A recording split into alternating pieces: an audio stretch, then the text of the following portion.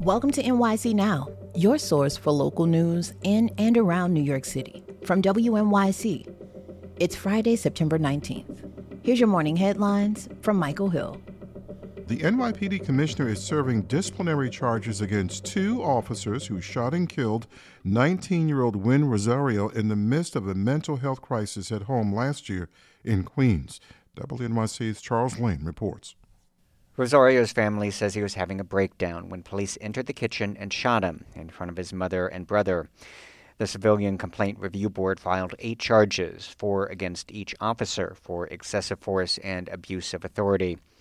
Commissioner Jessica Tisch's decision allows the case to proceed to an internal trial. The police union says the officers acted within the department policy and accuses the CCRB of anti-police bias. Rosario's family is also suing the city. A pending bill in Albany would force grocery stores and delivery apps to disclose whether they're marking up prices online, and grocers are not happy about this. The bill would force the apps and grocers to say whether the prices are higher or lower online compared to on the shelves. Mike Durant is the president and CEO of a trade group called the Food Industry Alliance. Durant says it would force grocers to provide constant price updates to the apps. If you just had the disclosure say the online prices are different, or maybe different versus in-store prices, then that's transparency. Consumers are aware that there's a difference there, and we think that that would alleviate some of our still lingering concerns. The bill's sponsors say the legislation makes clear the disclosure would be based on the most recent prices provided to the apps. Governor Hochul has until the end of the year to sign or veto this bill. Jim Henson fans can come celebrate the late Muppet creator's birthday this weekend at the Museum of the Moving Image. WNYC's Alec Hamilton has more. Henson died in 1990, but September 24th would have been his 89th birthday. Now, the prolific puppeteer is being remembered this weekend with music, puppet workshops, a costume contest, and a memorabilia swap meet, though they call it a swamp meet in honor of Kermit. Among other things, fans will get the chance to get eye-to-eye with the frog himself, plus Big Bird, the Swedish Chef, and other characters from Henson Productions. Most events are free, though you do need tickets for a few of them.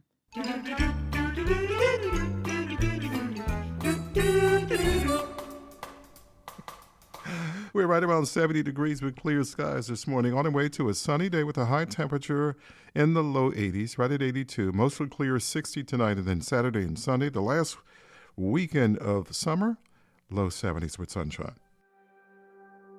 It's Friday. That means it's time for our weekly segment of On the Way, covering all things transportation. That's after the break. I'm Sean Carlson for WNYC. It's time for On the Way, our weekly segment on all things considered, breaking down the week's transit news. Joining us, WNYC's transportation reporter Stephen Nesson and Ramsey Khalife. Also joining this week, a very special guest, WNYC's sanitation reporter Liam Quigley. And Liam, we're going to start with you because you broke a story about a looming fight over street space. The city plans to install trash containers in parking spaces across town to get piles of garbage off of the sidewalks, but officials now say it'll take, get this, 7 years to install all of them. What's the deal? Yeah, it could take us into 2032 to finish this trash revolution, which a lot of this comes down to parking. That's kind of what you get when you read between the lines of this new city document that's hinting at a bunch of potential challenges to the rollout of this trash revolution. It's something the city does to kind of cover its bases, eyeing what could happen when we really do swap parking spots for these empire bins that sit in the street instead of having huge piles of rotting trash bags everywhere. Yep. Sanitation officials are careful to say, look, no, God did not decree that these were parking spots. We just happen to use them for people to store their cars. Right. And there's a potentially better way to use this public space, which is storing residential waste. That would be roughly 4% of parking spots citywide. And, something I was thinking about when he brought this up is, city bike docks are everywhere. How does that really, play into this and the strategy for the city? How did they do that? Yeah. It's a good example of we can change in a pretty big way how we use this curbside space. That's 10 years in the making. That's now just coming to Bay Ridge. So it's another example of this stuff takes a long time. Yeah. Well, in any event, a really interesting dialogue about how we use public space in New York City, right? Moving on, Long Island Railroad riders breathed a sigh of relief this week. A looming strike was averted for now. But, Stephen, you report that the threat of a strike is very much alive, and that could happen next year, right? Absolutely. So this week, the 5 Long Island Railroad unions that have been without a contract since 2022 voted to authorize a strike that would have gone into effect today. But they did something else as well. They asked President Trump to create this emergency board to help broker a deal. Actually, they said it's the first time in the history of the union that they've had to do this. Wow. And it's basically a mechanism that pauses everything for several months so the sides can meet, present their cases with a mediator, see if they can find a solution. But, if they still can't agree on a contract, they could still go on strike next May. And Sean, just a reminder, this is all because they are trying to get a new contract. Right. The unions want a 16% raise over 4 years, and the MTA just says that's way too much. And both sides seem pretty stuck on this. If you remember the New Jersey Transit strike and that union, that strike actually did happen in May, and they were similarly stuck on pay raises. How are we going to both agree on this? So what that agency never did was say that they might have to raise the fares because of this, and now this is what the MTA is suggesting if they want to meet the needs of these 5 unions. But it looks like they have now some months to figure it all out. A deal that works for both sides. Yeah. Still, the MTA sort of continued this war of words with the public after the union made this announcement. The MTA's chief of policy, John McCarthy, said, quote, "After months of radio silence, these outlier unions have finally admitted they weren't serious about negotiating. They never had a plan to resolve this at the bargaining table." Whoa. He says if they were serious about settling, they would have agreed to something, binding arbitration. He calling for the president to help intervene a, quote, a cynical delay. Wow. He says, but the union, on the other hand, says they're being the grown-ups in the room by asking for professional help. To me, it sounds like the classic Pee Wee Herman, "I know you are, but what am I?" kind of arguments. All right. We accept Pee Wee Herman references here and on the way.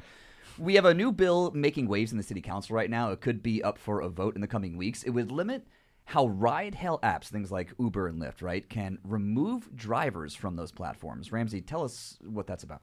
Right now, these apps, if they get any complaint, whether it's something as extreme as alleged sexual assault or if you're looking at your phone too much, they can immediately deactivate you from their platform if you're a driver. What this bill does is maybe create a system that requires a 2-week notice before a driver gets fully deactivated, and also establishes, I guess, an arbitration process, which could include a panel of driver-side representatives, of company-side representatives. And the bill, at the same time, would still allow for Uber and Lyft to immediately remove somebody if they can find that they just cause for egregious misconduct. But Lyft believes that the language of the bill might be a bit too vague. What exactly is egregious misconduct? And because of that, they're now marketing to their customers through emails and even to their drivers internally that this bill might not be safe for you, might create a dangerous environment because these drivers are still on our platforms. Interesting. So council member Shekhar Christian is the lead sponsor of the bill, and both him and activists say that Lyft might be misinforming the public. They believe that the move from Lyft is maybe indicative of a pattern of them basically being opposed to public legislation in city council historically that creates any sort of regulation on their platforms. They're saying this is just another example of that. Ultimately, they believe that Lyft doesn't want to pay their drivers, whether that's paying for a minimum wage law that was passed in 2018 or to pay for an arbitration process to settle these disagreements. They ultimately say that this is the goal and it's not what Lyft is saying it is. Yeah. Okay, Sunday is the New York Transit Museum's annual bus festival. You heard that right, bus festival in Brooklyn Bridge Park. I walked by your guys' desk the other day. I heard you talking about this, and I'm like, oh no, is this going to be on the way this week? Oh yeah. You referred to it as the Woodstock of buses. But Stephen, you wrote about one of them this week. It's a rare double-decker from the 1930s. What makes it so special? Well, first of all, let me just say, foamers out there, buckle up. This is going to get deep. Maybe put on some sepia glasses if you have them. Right on, groovy, man. So the double-decker bus that I wrote about, it's called Betsy. We should call it by its proper name. It's a forest green double-decker bus with a creamy mustard yellow upper deck. Okay. It was made in 1930. Cool. It ran on the streets of New York until 1947. Do we have some Ken Burns music? This was the era of double-deckers in major cities, especially here in New York. Mm-hmm. And one of the key selling points is that you could fit lots of people on them. Obviously, 2 layers, twice as many almost. They had these padded upholstered seats, wood paneling, nice craftsmanship. But one of the problems was you had to have two people to work on these things, a driver and someone to collect the fares, which did make it more costly to operate. But what Transit Museum curator Jody Shapiro says is what ultimately doomed the double-decker in New York City is traffic lights. So when traffic signals started getting hung over roadways in some areas of Manhattan especially, the buses would interfere with their operation, let's say. And then trees that would grow over the road, the bus would hit some of the lower branches and things like that. Yeah, not good. By 1953, there were no more double-decker buses in New York City. But back to Betsy, this bus that will be at the transit bus fair. It was actually later named Betsy, not in New York, but in Alaska. You'll appreciate this, I love Sean. Alaska, yeah. The Skagway Transportation Service Have Bus Will Travel, that's the name of the company, purchased Betsy and actually drove it over there. It eventually ended up in Toronto. Wow. And in 2004 became part of the Transit Museum's fleet. And I will say from the research I've done, it is actually a rare bus. I spoke with some folks in Hershey, Pennsylvania, who are experts in buses. Here's Dave Milhauser, a former bus salesperson and volunteer at the museum, explaining it. I would say very rare, extremely rare. I have never seen one. There may be a few in Europe, and the reason for that is European manufacturers have a history of being very good at preserving their history. But I do not know of a single one in this country. Wow. So go check it out. You can see it Sunday in Brooklyn Bridge Park, 10 a.m. to 3:30. All right, we'll leave it there for today. Thanks to WNYC's Stephen Nesson, Ramsey Khalife, and special guest Liam Quigley. You can stay in the know on all things transit or ask it. We're going out on this music. This is what we're doing right now. You can ask a question of your own. Peace and love. You can sign up for our weekly newsletter at gothamist.com/ontheway. Everybody chill out. Thank you so much. Thank you. Thanks, Sean. Thanks for listening. This is NYC Now from WNYC. Catch us every weekday, 3 times a day, for your top news headlines and occasional deep dives. And subscribe wherever you get your podcasts. More soon.